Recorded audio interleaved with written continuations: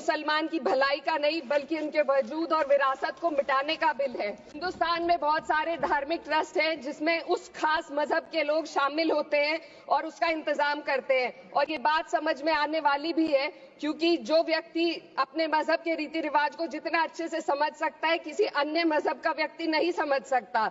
Article 26 clause 2 के तहत धार्मिक संप्रदाय को अपने मजहबी इदारों के एडमिनिस्ट्रेशन का हक देता है। सरकार इसे एक सेक्युलर बॉडी मान रही है और इसमें गैर मुस्लिमों को शामिल करने की बात कह रही है। आपके मुंह से सेक्युलरिज्म की बात सुनकर अच्छा लगा, लेकिन अगले ही पल ये भ्रम टूट जाता है क्योंकि आपको सिर्फ दान देने के लिए प्रैक्टिसिंग मुस्लिम का आपने क्लॉज डाला है, लेकिन बोर्ड में बैठने के लिए मुस्लिम होने की कोई आपकी क्लॉज नहीं है। तो इससे आपकी जो दोहरी नीति है वो साफ जाहिर होती है। ये वही सरकार है जिसने राम जन्मभूमि ट्रस्ट में ये लिख दिया कि जिला अधिकारी भी अगर होगा तो हिंदू होना चाहिए। कोई मुझे बताए कि वहां पर सेक्युलरिज्म का रस क्यों नहीं घोला गया। धन्यवाद सभापति जी। मैं सबसे पहले दाद देना चाहती हूँ इस बिल के टाइमिंग की कि अभी ईद की रौनक बुझी भी नहीं थी और हमारी जड़ों पर एक नया फरमान लाया गया। पहले उत्तर प्रदेश में मुसलमानों को नमाज पढ़ने पर रोक लगाई और फिर सौगात में ये बिल लाया गया। निसार में तेरी गलियों पे है वतन, जहां चली है रिवाजों गैर कि कोई ना सर उठाकर चल सके। मैं सभापति जी आपको ये बताना चाहती हूँ कि ईद के मौके पर एक विधवा महिला अपनी लड़की के साथ मेरे पास आई और उसने बताया कि वह एक वक्फ की प्रॉपर्टी में रहती है, वही उसके सर पर छत का काम भी करती है और उसकी रोजी रोटी भी वहीं से आती है। वो इस बिल को लेकर इतनी फिक्रमंद थी कि कहीं उससे वो उसकी संपत्ति ना छीन ली जाए। वो अकेली एक ऐसी महिला नहीं है, ऐसे लाखों लोग हैं जो वक्फ की गरीब महिलाएं जो वक्फ की संपत्ति से अपना रोजगार चला रहे हैं। और ये जो वक्फ बाय यूजर क्लॉज के हटाने से लाखों वक्फ की जायदाद अपना स्टेटस खो देंगी और लाखों लोग इसी तरीके के लोग सड़कों पर आ जाएंगे। वक्फ क्या है, वक्फ बाय यूजर क्या है? इसका ये मतलब है कि कोई जायदाद अगर सालों से दीन और भलाई के कामों के लिए इस्तेमाल हो रही हो तो वो खुद ब खुद वक्फ मानी जाएगी।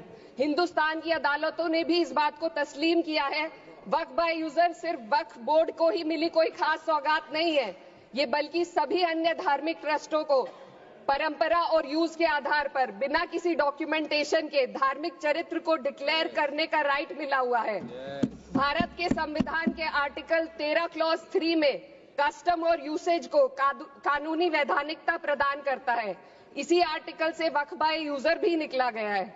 इस बिल के कानून बनने पर वक्फ बोर्ड तो इस प्रोविजन से हाथ धो बैठेगा, लेकिन अन्य धार्मिक ट्रस्टों को यह सुविधा जारी रहेगी।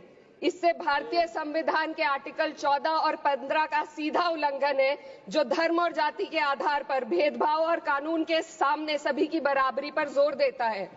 मैं इसके साथ ये भी कहना चाहती हूँ कि सत्ता के लोग जो एक दूसरे की पीठ थपथपा रहे हैं कि वक्फ बाय यूजर का जो अमेंडमेंट इन्होंने दिया उसको एक्सेप्ट कर लिया गया है, लेकिन इनकी शरारत यह है कि उसके साथ ही एक ऐसा प्रोवाइजो इसमें शामिल किया गया जिसके आधार पर यह कहा गया है कि अगर कोई भी वक्फ की संपत्ति विवादित हो तो वो अपना वक्फ स्टेटस खो देगी। तो जो अमेंडमेंट इन्होंने दिया है जिसको एक्सेप्ट कर लिया गया है उसका कोई मतलब नहीं है, ये इनकी नीयत है जो साफ जाहिर हो रही है। सोने पर सुहागा एक काम और किया है, सरकार ने वक्फ की कानून के सेक्शन 107 को हटाकर लिमिटेशन एक्ट में 12 साल तक ही किसी के खिलाफ अदालत में जाने का प्रोविजन है।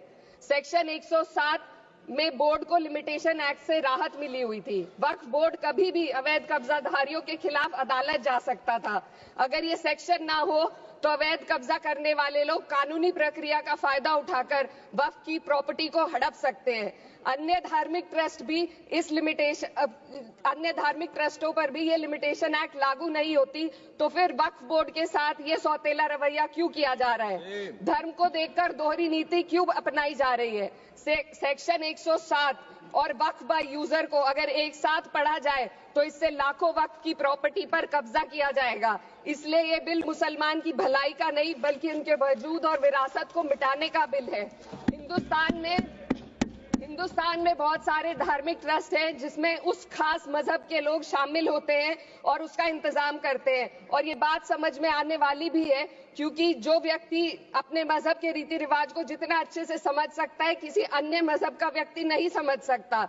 आर्टिकल 26 क्लॉज 2 के तहत धार्मिक संप्रदायों को अपने मजहबी इदारों के एडमिनिस्ट्रेशन का हक देता है, लेकिन वक्फ बोर्ड के बारे में इसको उल्टा किया जा। Sir 2 minute sir please 2 minutes.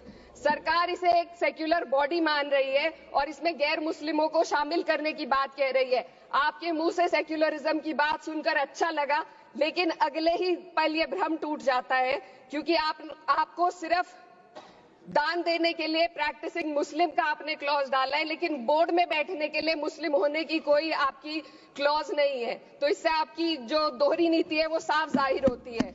ये वही सरकार है जिसने राम जन्मभूमि ट्रस्ट में ये लिख दिया कि जिला अधिकारी भी अगर होगा तो हिंदू होना चाहिए। कोई मुझे बताए कि वहां पर सेक्युलरिज्म का रस क्यों नहीं घोला गया। सर आखिर में मैं अपनी बात को खत्म करने से पहले महिलाओं का मुद्दा बार बार उठाया जा रहा है। सरकार का कहना है कि बोर्ड में मुस्लिम महिलाओं को रिप्रेजेंटेशन देंगे। इस कानून से पहले भी मुस्लिम महिलाएं बोर्ड में मेंबर रह चुकी हैं और मिनिमम 2 का प्रोविजन था, उससे ज्यादा भी हो सकती थी। सर मैं ये कहना चाहती हूँ कि सरकार ने महिलाओं के लिए ऐसा कौन सा नया काम किया जिसका ढिंडोरा सरकार का हर सदस्य पीट रहा है। इस बात की तायीद अगर आपकी तरफ से कोई मुस्लिम महिला करती तो हम उसका यकीन भी करते, लेकिन अफसोस आपकी इतनी लंबी कतार में एक भी मुस्लिम महिला नजर नहीं आती है। सर मैं खुद एक मुस्लिम महिला हूँ, मैं सिर्फ एक सर मैं माइनॉरिटी महिला हूँ। इस सदन में हम सिर्फ 2 महिलाएं हैं और उस नाते से मैं ये बात कहना चाहती हूँ कि इस बिल के माध्यम से मुस्लिम महिलाओं को कुछ नहीं मिल रहा है। ये हमें कुछ नहीं देना चाहते, सिर्फ टोकनिज्म हमारे नाम पर बनाकर एक नैरेटिव मीडिया में चलाना चाहते हैं। तो ये बिल मुसलमान की भलाई का नहीं, उनकी पहचान को मिटाने का है। सर अंत में मैं बस यही कहना चाहती हूँ कि कागजों की कैद में बस नाम रह जाएंगे, वो जो हमारे थे सिर्फ दावे में रह जाएंगे। इस बिल के द्वारा मीठी ईद के जायके को कड़वा करना, यही असली सौगाते मोदी था। बहुत बहुत